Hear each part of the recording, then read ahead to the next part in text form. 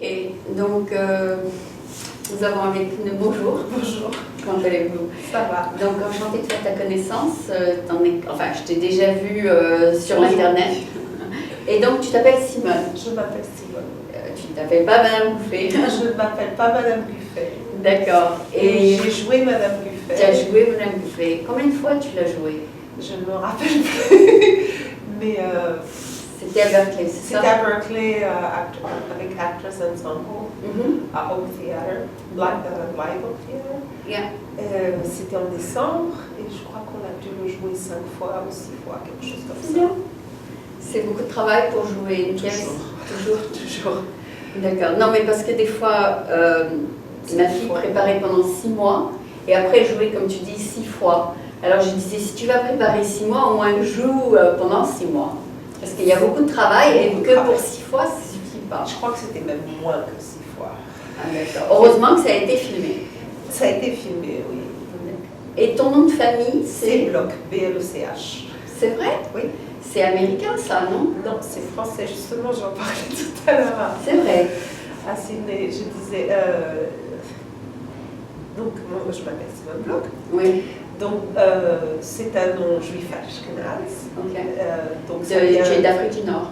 Non, ashkénaze, ça veut dire de l'Europe de l'Est. Ah, de l'Europe. Séfarade, ça veut dire... Ah, séfarade. Moi, je ne suis pas du tout. Moi, je suis franco-américaine. Je suis melting pot. Tu es arrivée à quel âge aux États-Unis? C'est plutôt, je suis arrivée à quel âge en France? Je suis née aux États-Unis. Ah, tu es née ici?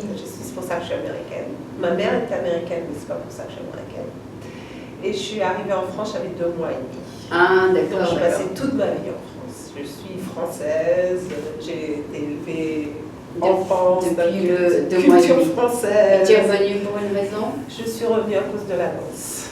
Ah, d'accord. Je n'avais aucune intention de vivre aux États-Unis. Ça ne m'intéressait absolument pas. Je me disais, le monde est grand. J'ai envie d'explorer beaucoup plus, mais en fait, à travers la danse, j'ai découvert tout un pan de la vie américaine. Où là, je me suis dit, mais attention, là, il doit y avoir quand même quelque chose d'intéressant aux États-Unis parce que la danse américaine, la danse contemporaine américaine est vraiment, vraiment intéressante. Donc, il y a autre chose que ce comment dirais-je, cet amalgame de junk food et de... Il y a aussi la danse. Il y a aussi un autre esprit, et la danse en est... Donc tu as étudié la danse à Berkeley? Non, c'est un peu compliqué. J'ai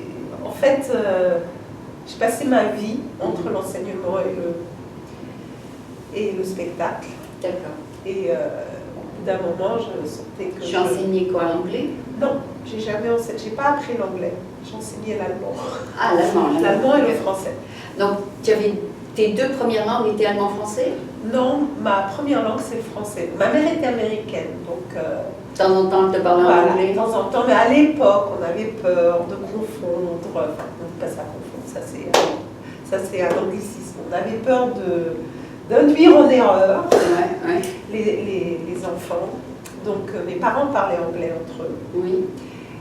Quand ils ne voulaient pas qu'on comprenne. Voilà, c'est ça. Mes frères, qui étaient beaucoup plus âgés que moi, ont appris l'anglais à l'école avec un bon accent français. Bon, ils étaient aux États-Unis quand je suis née. Et toi? Et moi, j'ai appris... J'écoutais. Moi, j'écoutais, mais bon, j'ai appris l'allemand et le russe. À l'école? À l'école, Parce que tu étais en Suisse? Non, parce que j'étais en France et que j'avais la possibilité d'apprendre l'allemand et j'avais la possibilité d'apprendre le russe. Et on s'est toujours... choisi l'allemand? Moi j'ai fait les deux. On s'est toujours dit que avec ma mère, avec ma famille aux États-Unis, j'aurais toujours la possibilité d'apprendre l'anglais, ce que bien entendu je n'ai pas fait. Ah d'accord, tu es arrivée ici, tu connaissais pas autant. Je connaissais pas beaucoup, enfin je savais. Et comment tu as appris l'anglais ici? Bon ben j'avais quand même des notions, j'étais pas complètement... D'accord, donc tu as appris l'anglais tout en parlant des gens? Oui, puis comme j'étais prof... Ah oui. Tu entendais les étudiants parler? J'ai demandé à des collègues de me donner des bouquins de grammaire et d'exercices. Et tu as appris? J'ai fait pour la grammaire, mais sinon, bon, je savais un peu... Et puis tu regardais la télé de temps en temps? Non, pas à l'époque. J'avais pas la télé, je faisais pas ça. Le journal? J'ai commencé à regarder la télé beaucoup quand j'étais enceinte. Ah bon, parce que tu étais à la maison. Enfin, pas enceinte, Tu allaitais. Quand j'allaitais. Donc mon fils ne regardait pas. Mmh. Je coupais le son et je lisais les sous-titres. Ah, c'est sympa, j'ai appris beaucoup de choses comme ça. C'est sympa. Non, mais sinon, quand je suis arrivée... les sous-titres étaient en français? Non, en anglais. Ah, tu veux dire c'était un film? Non, quand j'étais enceinte... Enfin, d'accord. Quand j'ai commencé à regarder c'était la des télé. films en anglais avec des sous-titres? N'importe quoi, la télé. Ah, n'importe quoi. Quand j'étais... Ah oui, après d'accord. l'accouchement, qui était un petit peu... Donc tu n'écoutais pas, tu lisais. Ouais, parce que je voulais pas que mon fils soit... se réveille. Je voulais pas l'exposer à du son. À screen time. Enfin, je voulais pas l'exposer à... C'est vrai? Enfin, tu es très protective. J'ai étudié beaucoup de choses sur les enfants parce que, en fait, je suis arrivée ici... Parce qu'ils enregistrent tout. Parce que je voulais pas que...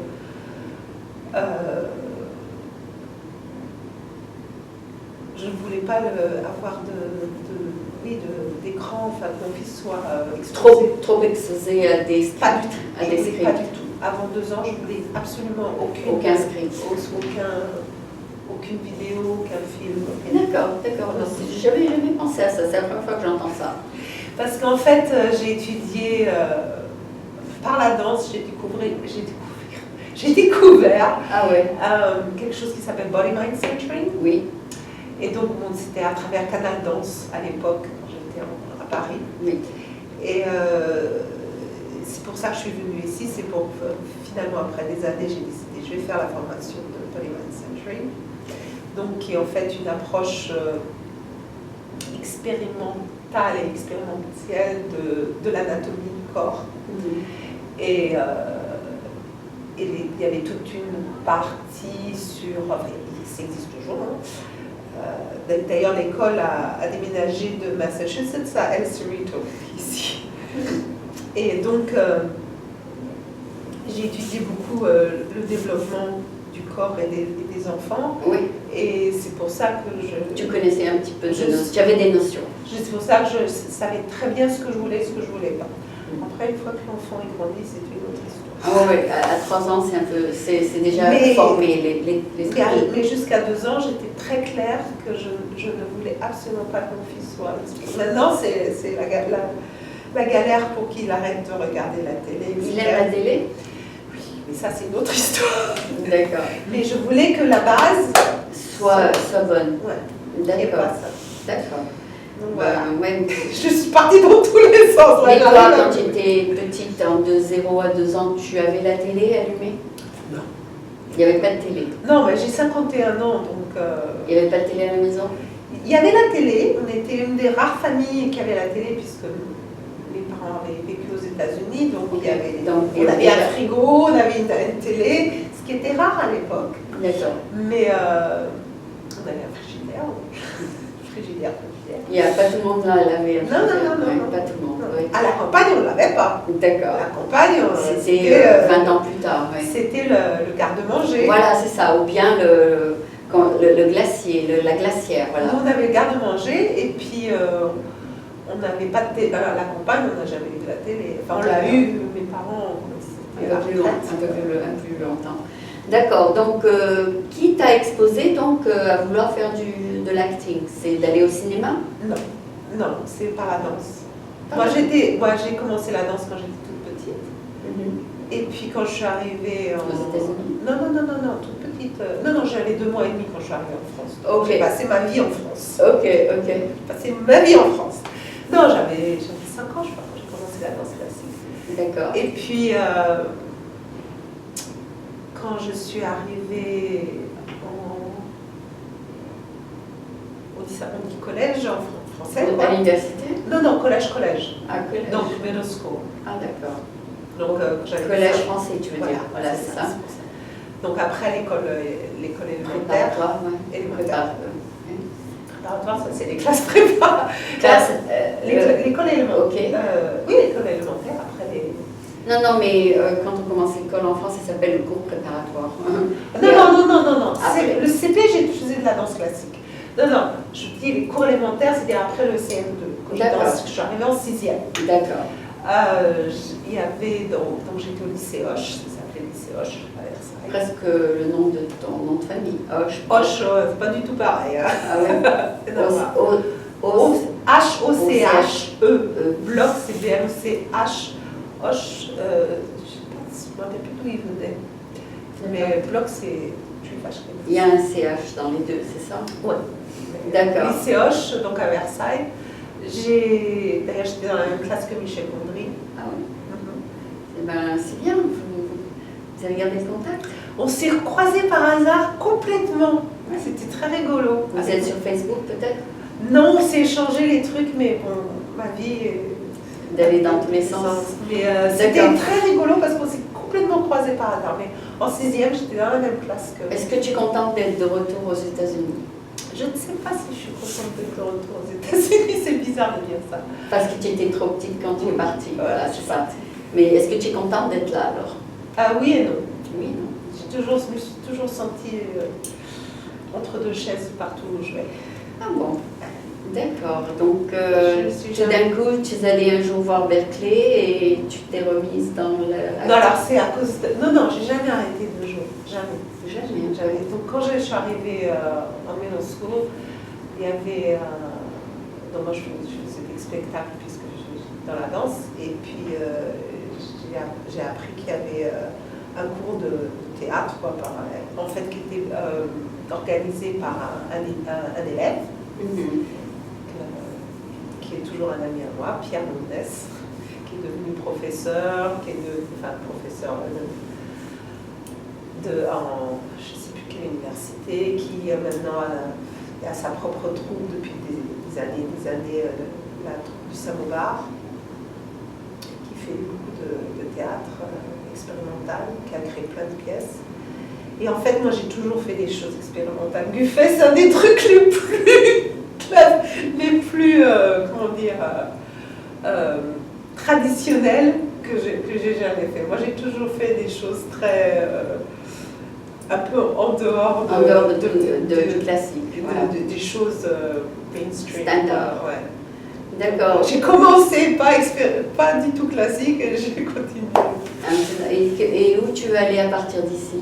Pour le moment, donc ça va faire 5 ans, je crois, que je fais partie d'une troupe qui s'appelle Infernal Theater. Vous faites plusieurs projets? Voilà, en ce moment, il y en a une dont je ne fais pas partie à John Hinckley Park, à Berkeley, King Lear, voilà, que je vais aller voir tout à l'heure. D'accord. Mais donc c'est avec Giulio Cesare Perrone qui donc vient d'Italie. Okay. Donc on était 4 quand on a commencé cette compagnie. Une actrice italienne, Valentina Emery, qui en ce moment est en Italie, Michael McCamish, qui a déménagé à Chattanooga, et une autre Simone, qui s'occupait de la partie administrative. Et puis bon, la compagnie a évolué, et on a notre résidence dans une église en fait, à Berkeley. Et très belle église qui, de l'extérieur, pas du tout l'air intéressante, mais l'architecture, on a l'impression d'être dans un théâtre élisabétain à l'intérieur. Très très beau. Okay. C'est King et Fairview and King, Berkeley. Je ne sais plus comment ça s'appelle. Bon, je dis toujours, I'm going to the church for a rehearsal, choses comme ça. Donc tu veux poursuivre ta carrière dans le... j'ai toujours, ça fait partie de ma vie. Ça fait partie de ta vie maintenant. Ça fait partie de ma vie depuis que je suis... toute petite. Tu aimes être devant le public. Et est-ce que tu fais autre chose sur le côté? Oui, je suis prof de français. Tu es prof de français? Prof de français et prof d'allemand. Parce que sinon... non, tu fais dans les lycées? Je travaille avec EFBA. Oui, je les connais, EFBA. Et je travaille aussi avec une organisation à Auckland. En fait, je suis payée par le PTA dans une école à Auckland. Qui s'appelle... donc, c'est Montclair Language League. Ça va faire 8 ans, je crois.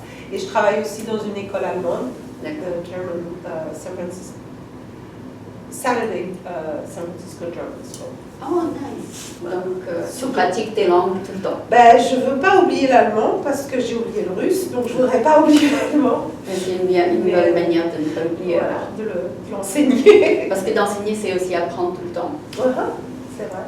D'accord, donc voilà, donc tu as trouvé la solution. Ben non, j'ai pas vraiment trouvé la solution parce que je suis partie à cause de ça et je me retrouve dans une situation pire entre de nouveau l'enseignement et le spectacle, plus une famille. Ah oui, tu dois t'occuper de ton fils, oui. Et bon, ses frères et sœurs sont plus âgés maintenant, mais bon. j'étais une belle-mère pendant... Enfin, je suis toujours. Ah d'accord. C'est pas facile ça. Ah oui, parce que... Ok, ça c'est autre chose. Ça c'est un autre sujet. Un autre sujet. D'accord. Donc, parle-moi un petit peu de ce que tu as ressenti en faisant cette pièce de théâtre. Madame Buffet. Oui. Qu'est-ce que tu pensais de la pièce? Ah, j'ai trouvé amusante. Ouais. Et je me suis dit, ben... Avant d'accepter, est-ce que tu as lu un petit peu? Bien sûr. Ah d'accord. Donc en fait, j'ai rencontré Nora parce qu'elle est venue au spectacle qu'on faisait l'année dernière en plein air à John Lincoln Park, en collaboration avec Actors Ensemble. Et donc Nora, elle était déjà en train de parler avec des gens de Actors Ensemble pour sa pièce Madame Buffet. Et on a discuté comme ça, et puis bon, elle était en train de donner sa carte à tout le monde, en disant qu'elle allait auditionner pour Madame Buffet. Et puis même juste comme ça, on a discuté, et puis on a eu un bon contact, et puis on s'est dit... laisse-moi voir ce que tu fais. Voilà, bon, je vais le faire, quoi. Et c'est donc comme ça que j'ai passé l'audition et j'étais très relaxe. D'habitude, je suis très stressée quand je fais une audition, mais là, j'étais très relaxe. Et tu as aimé? Et j'ai bien rigolé, et puis ça s'est bien passé, quoi. Et mes amis ont toujours beaucoup rigolé quand je leur ai dit que je faisais cette pièce parce que... Et en plus, tu avais un accent naturellement français? Une Française à Berkeley. Ah ouais. Et ce qui est la vérité. Qu'est-ce qui est la vérité, voilà. Ok, donc il n'y avait rien à cacher. Il n'y avait rien de... Bon, bien entendu. Et j'ai un côté un peu faux folle ou... Oui, exactement. Voilà. C'était naturel aussi. Ça, c'est naturel. Mais bon, pas au point de Madame Buffet, non, quand même. Madame Buffet était un peu extrême. C'est vrai qu'il y a de moi dans Madame Buffet, mais bon... D'accord. Un niveau... Ouais. Comme j'ai mentionné là quelques minutes, par contre, les habits n'étaient pas contemporains, ils étaient d'il y a 30 ans. Alors, les habits, c'était... Qui a fait les habits? Alors, les habits... C'était un costume designer? Non, oui et non. Bon, donc, il y avait... que je dise pas de bêtises. C'est pour ça que je me demandais si la pièce se passait dans les années 60. Alors, justement, ce qui s'est passé, bon, on avait une costumière. Et en même temps, on n'avait pas beaucoup de sous, si on pouvait arriver avec notre matériel. Ah, vous avez acheté second hand, c'est ça? Second hand ou alors des choses qu'on a déjà. Moi, j'ai acheté plein de choses second hand. Toi-même? Ah, d'accord. Je fais souvent ça. Et tu as trouvé ce qui te plaisait? Bah, qui m'aille aussi, parce ah, que oui. je n'ai pas un corps de mannequin. Et aussi, Nora aussi avait plein d'idées. Et d'ailleurs, je me rappelle, le directeur me disait non, c'est pas le moment, il faut qu'on répète, on ne peut pas passer notre temps à essayer des costumes, etc. Actors Ensemble a aussi des habits. Mais pour ce qui était de mes habits, il y a beaucoup de choses. Tu devais être d'accord avec, non? Non, ça, je n'ai rien à dire. Enfin, c'est eux qui disent ça va pas. Je sais que j'avais une robe rouge qui était bien mieux que celle-là que j'ai trouvée, qui était plus un peu comment dire, à l'aise, qui était plus à l'aise, oui. Tu te flattais mieux, enfin qui me flattait un peu plus. Tu te sentais bien dedans. Mais alors, ça prenait trop de temps pour l'enlever et la mettre. Parce que tu devais te changer tout le temps. Comme ça. D'accord. C'était tac, tac, tac, tac, tac, tac. D'accord. Mais Donc pour ça, c'était... Oui, je me demandais comment tu pouvais te changer si c'est passé si vite. Ah ouais, c'était... ça a été... Ça a été... Ça a été bien fait. Hein. Ça, en coulisses, il se passait beaucoup de choses... Rapidement. Très rapidement, j'ai eu un changement qui était très rapide pour moi. Ouais. Bon, on avait plein de choses, on avait des couches comme ça, on retire un truc, on a en dessous. Mais ça, c'était quelque chose qu'il fallait que j'enlève. Super rapide. Et j'avais 2 personnes qui m'aidaient, comme dans des spectacles de danse, quoi. Parce que sinon, impossible. Il fallait que ce soit...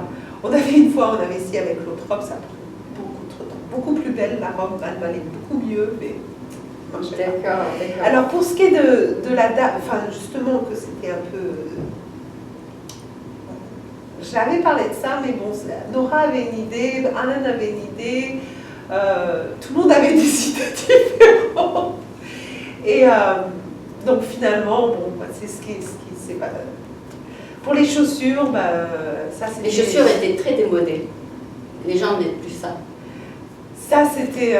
Qui a choisi, le directeur? C'est moi qui suis arrivée avec des chaussures et ils ont dit oui, d'accord. Oh, ok. Donc c'était un peu trop classique, non? Pour une étudiante en tout cas. Ah ben, c'est que en même temps je suis une étudiante et en même temps je suis une femme qui a vécu. For one student, ok. Enfin, une française, c'est pour ça, bon, il y avait le côté Chanel, machin. Donc j'avais trouvé... Et puis le côté où tu n'étais pas du tout habillée comme une étudiante. Voilà, donc à la fin, ou à un moment donné, j'ai un t-shirt cale. Ah, c'est un peu mieux ça. Voilà, mais sinon, j'ai un côté un peu, bon genre, un peu trop... mais ça c'est ce qu'on m'a demandé. Hein. Moi, je fais ce qu'on me demande. Je suis très obéissante à ce niveau-là. D'accord. Non, c'est le directeur qui décide. Ouais, okay. C'était pas... Mais c'était beaucoup de préparation avant d'aller finalement aller devant le public. Ah ben bien sûr, oui. Combien? Un mois, 2 mois? On a joué en décembre, je crois. Ah ben oui, on devait commencer plus tôt, mais il y avait eu des... Il y a toujours quelque chose qui se passe. Toujours. Ils ont dû repousser, d'accord. Ça, donc les répétitions ont commencé plus tard que prévu, mais ça a dû être un mois. Ouais. D'accord, c'est bien de faire tout ça en un mois. C'est vrai. C'était... Bravo, c'est bien de se rappeler tout ça, 120 pages, c'est beaucoup. C'était pas... J'ai pas l'habitude de faire des répétitions comme ça. Moi, j'ai l'habitude de faire des répétitions beaucoup plus physiques. Ah bon? Où les gens sont plus investis. Ah, d'accord. Où il y a plus un esprit de groupe. D'accord. Avec un travail préparatoire avant de passer au texte même. D'accord. Là, c'était OK, à toi. Moi, j'ai pas l'habitude. Je préfère quand il y a plus. Et tu as l'habitude de te rappeler de lignes? Ça, j'apprends, j'oublie. Ah bon, d'accord. Bon, passé 50 ans, ma mémoire n'est plus la même que quand j'avais 20 ans. Ah oui, c'est vrai, ça change. Hein. Non, en fait, c'est une fois que j'ai eu mon fils aîné. Que la mémoire a un peu diminué? Mon fils aîné, ma mère est morte à peu près au même moment. Et ma mémoire, elle a pris un coup comme ça. Tu n'apprends pas aussi vite? C'est pas que j'apprends pas aussi vite, c'est que ma mémoire ne fonctionne pas de la même façon. D'accord. C'est que avant, je voyais quelqu'un, je savais exactement... Non, c'est vrai que quand on a 18 ans et qu'on est au cours dramatique, on peut se rappeler de tout un... J'apprenais comme ça, quoi. Voilà, j'avais aucun problème de mémorisation. C'est ce qui se passait avec ma fille, elle apprenait tout de suite. Mais quand on arrive à un certain âge, tout d'un coup, ça devient difficile de rentrer. C'était vraiment, moi je pense que j'ai eu un choc émotionnel, quoi, avec la naissance de mon fils et la mort de ma mère qui se sont à peu près. D'accord. D'accord. Ça a été... Donc, mais tu vas quand même poursuivre ah bon, dans le même chemin. Ça ne m'empêche pas d'apprendre, mais c'est que je sais qu'avant je ne faisais pas d'efforts. D'accord. Maintenant, il faut que je fasse des efforts. D'accord, c'est bon à savoir ça aussi. Donc, le caractère de Madame Gouffet, si on devait le décrire, c'est une femme qui a à peu près 35 ans, c'est ça? Non, 50 ans. C'est vrai? Ah, d'accord. Donc, c'est... Et comment ça se fait qu'à 50 ans, elle soit pour le Freedom of Speech? Ça, c'est un peu rare, ça. Parce que, justement, elle a vécu par... comment on dit ça en français pas intermédiaire, par... Elle a vécu dans un pays où il y a beaucoup de freedom of speech. Non, comment on dit quand on vit les choses par intermédiaire de quelqu'un, par procuration. D'accord. Elle a vécu par procuration toute l'époque de... Enfin, elle est venue juste après, quoi, ou pendant, ça dépend si... Madame Guffey, elle peut avoir de 40 jusqu'à 60 ans, quoi. Il y a ça dépend comment on la voit, mais elle est... Enfin, quand on lit le script, on voit que c'est quelqu'un qui a vécu sans vivre 68, quoi. En fait, c'est un peu moi. Comme mes frères étaient beaucoup plus âgés, eux, ils ont vécu, et moi, comment dire, j'ai vécu les comment dire, Péripéties? Non. Je l'ai vécu par le petit bout de la lorgnette, quoi. En tant que petite fille, alors que, bon, Madame Guffey, elle a vécu en France sans vraiment le vivre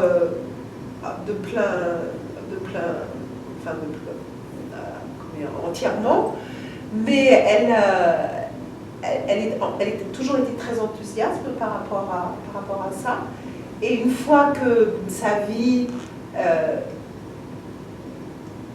elle a vécu la vie qu'elle a vécue, bon, je sais que Nora disait qu'elle était, c'est pas marqué nulle part dans le script, mais qu'elle était sûrement femme de professeur ou quelque chose comme ça. Elle avait une vie assez confortable, elle n'avait pas besoin de penser à l'argent, etc. Donc, une fois qu'elle est devenue veuve, elle a pu faire ce qu'elle voulait faire, réaliser un de ses rêves de jeunesse. De faire ça. Voilà, donc elle est venue à Berkeley pour vivre l'histoire. Pour vivre cette passion du freedom of speech, enfin la liberté d'expression. Donc c'est une belle histoire. Hein. Et en fait, elle le vit vraiment. Et le truc qui était intéressant, c'est que pendant le spectacle, où on parle